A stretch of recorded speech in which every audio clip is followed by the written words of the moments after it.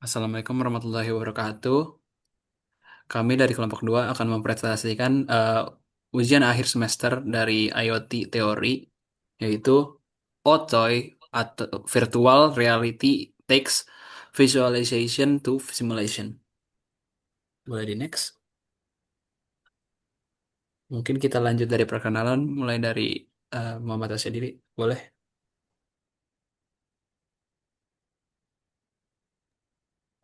Saya Muhammad Asyadili dengan NIM akhir 078. Saya Gusti Bagus Angga Saputra dengan NEP Hafiar 080. Saya Saif Ali dengan NIM akhir 081. Saya Raffi Darel Firmansyah dengan NIM akhir 086.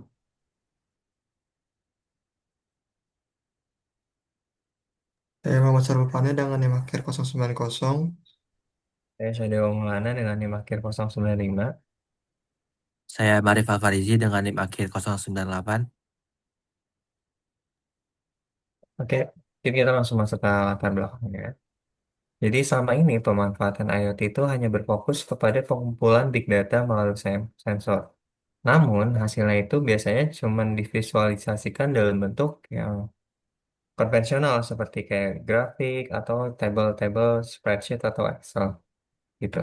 Nah, ada inovasi baru dari sebuah perusahaan bernama Otoy, yaitu perusahaan yang bergerak di bidang software, terutama di cloud graphics, 3D rendering, dan juga virtual reality, di mana mereka tidak sekedar membuat grafik, melainkan memanfaatkan teknologi VR ini untuk mensimulasikan data sensor tersebut secara akurat ke dalam objek digital yang realistis. Contoh besarnya ada di bidang industri arsitektur dan konstruksi, di mana sensor IoT-nya mengumpulkan data cuaca, angin, dan suhu secara real time. Lalu data ini digabungkan dengan karakteristik material untuk mensimulasikan performa bangunan secara nyata. Lalu hasilnya membuat sebuah model simulasi interaktif yang bisa langsung membantu keputusan teknis, seperti untuk memilih material hemat energi dan sistem proteksi banjir terbaik. Oke, next slide. Jadi dari situ kita mendapatkan 4 rumusan masalah. Yang pertama itu bagaimana membuat persiapan, bagaimana kesiapan perusahaan adopsi teknologi terhadap IoT dan VR. Terus apalah hasil analisis SWOT-nya terhadap rencana adopsi teknologi ini. Lalu yang ketiga ada bagaimana blueprint arsitektur sistemnya dan roadmap-nya. Dan terakhir adalah berapa estimasi anggaran real yang dibutuhkan untuk mengadopsi teknologi ini. Dari situ kita berangkat, tujuannya ada 4 juga. Yang pertama untuk memahami konsep dari IoT plus VR seperti yang sudah dilakukan oleh perusahaan Oto ini. Yang kedua menganalisis kesiapan organisasi via SWOT-nya. Yang ketiga merancang blueprint sistem dan roadmap bertahap serta menyusun estimasi anggaran yang realistis. Oke, next. Selanjutnya di sini ada studi kasus Otoy, yaitu yang pertama ada platform rendering plus VR untuk mengubah cara data divisualisasikan. Yang kedua ada memanfaatkan sensor IoT untuk membangun model digitalisasi simulasi real time. Yang ketiga ada aplikasi di sektor arsitektur dan konstruksi, simulasi performa bangunan sebelum dibangun. Yang terakhir itu ada adopsi mainstream IoT VR masih membutuhkan beberapa tahun ke depan. Di sini kita juga punya 5 tahapan metode penelitian. Yang pertama itu ada studi literatur, yang kedua ada analisis kondisi saat ini, yang ketiga ada analisis SWOT atau SWOT, strength, weakness, opportunity, dan threat. Yang keempat itu ada perancangan blueprint system, yang terakhir itu ada penyusunan anggaran.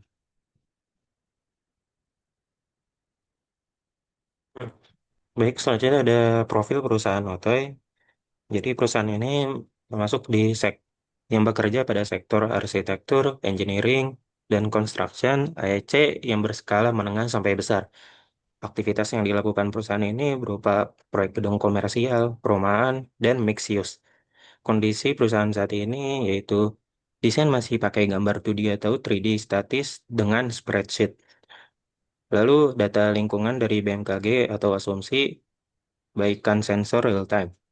Lalu klien sulit membayangkan performa bangunan dari laporan tertulis Selanjutnya ada ketidaksesuaian dengan desain baru terdeteksi saat konstruksi yang membuat biaya reward tinggi. Lalu belum ada standar data governance untuk sensor IoT.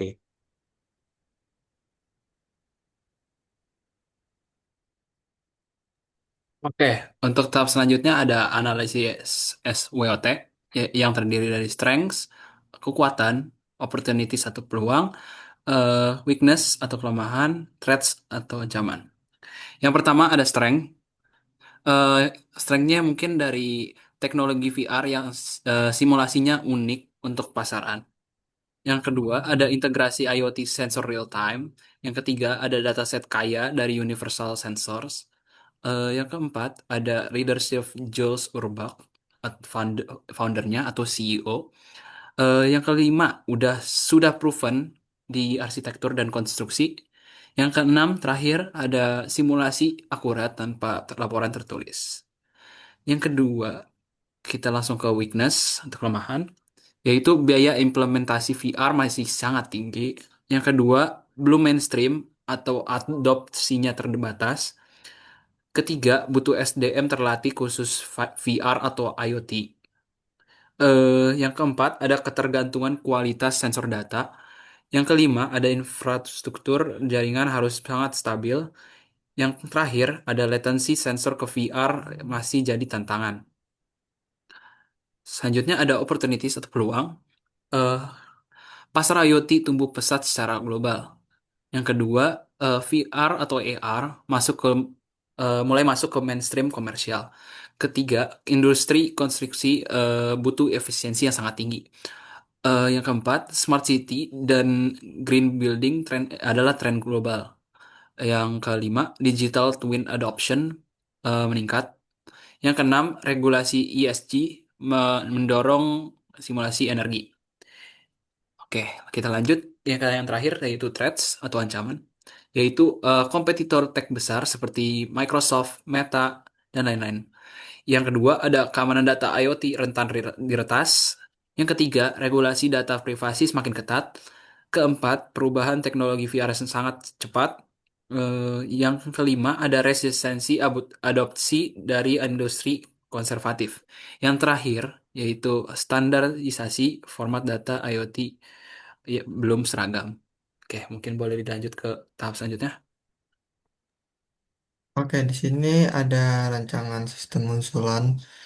Di situ terdapat eh, 4 layer dan 1 layer tambahan. Yang di layer satu untuk fase satu yaitu IoT Edge atau data collection. eh di sini tuh pertama ada sensor suhu yang akan mengambil temperatur, humidity, dan HVAC data. Lalu yang kedua itu ada sensor cahaya yang akan mengambil luximity, UV index, dan direct data. Lalu yang ketiga ini ada sensor angin yang akan mengambil kecepatan dan arah serta data tekanan. Lalu yang terakhir itu ada sensor material yang akan mengambil structural integrity dan material properties. Lalu dengan real time stream akan lanjut ke fase 2 dan layer kedua yaitu data processing dan AI engine. Yang pertama itu ada data ingestion yang akan menggunakan Apache Kafka atau MQTT untuk stream processing. Lalu ada AI atau ML engine untuk predictive modeling dan classification dan SIM. Lalu yang terakhir itu ada data lake yang akan menggunakan AWS S3 atau Azure Blob untuk historical dataset. Lalu yang sudah diproses akan masuk ke fase 3 layer ketiga, yaitu VR Simulation Engine yang akan menjadi core dari Otoy. Yang pertama ini ada Digital Twin yang berisi 3D Model Builder dan Physics Engine. Lalu ada VR renderer yang akan berisi Otoy Octane Render atau Real Time Ray Tracing.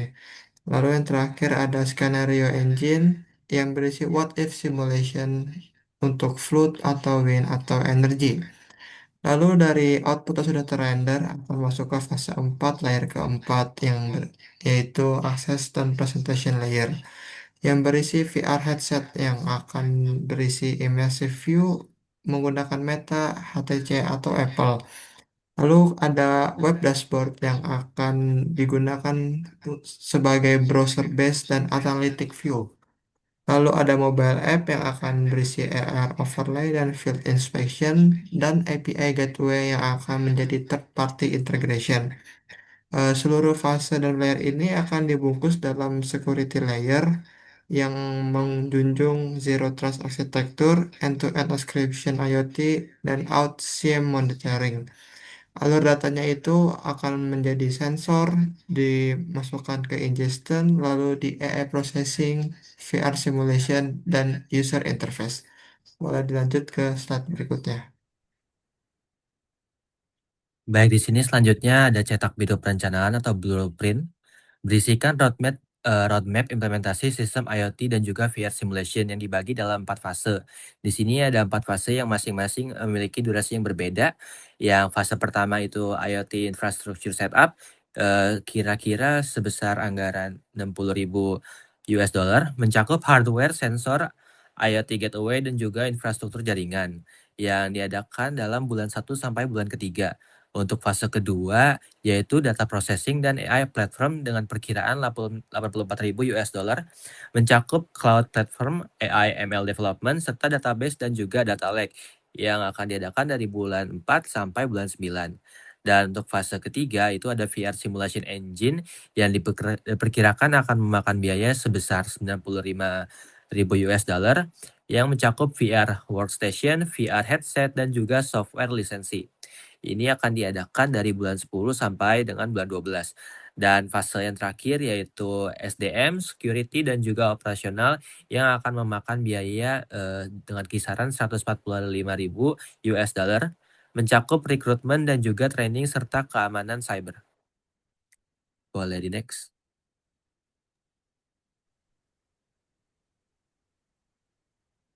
Oke, untuk merealisasikan fase-fase tadi, di sini kita perlu merincikan penganggarannya secara real. Untuk fase pertama, itu kita perlu hardware sensor, IoT gateway, dan jaringan. Di sini estimasi semuanya itu sekitar totalnya itu 60.000 US dollar. Kemudian ditambah ketika kita udah masuk fase 2, untuk bagian data processing dan AI platform, kita butuh cloud platform tentunya, terus ada AI atau ML development, kemudian juga butuh database dan data lake. Di sini kita akan menghabiskan total dana itu sekitar 84.000 US dollar. Kemudian masuk ke fase ketiga untuk VR simulation engine. Di sini kita memerlukan VR workstation, ada juga VR headset dan juga license software. Di sini kita menghabiskan dana sekitar 95.000 US dollar. Kemudian untuk fase terakhir yaitu SDM, security, dan operasional, kita memerlukan rekrutmen dan training dan juga keamanan siber. Ini menghabiskan total dana yaitu sekitar sekitar tiga totalnya itu sekitar 384.000 US dollar sampai dengan 420.000 US dollar.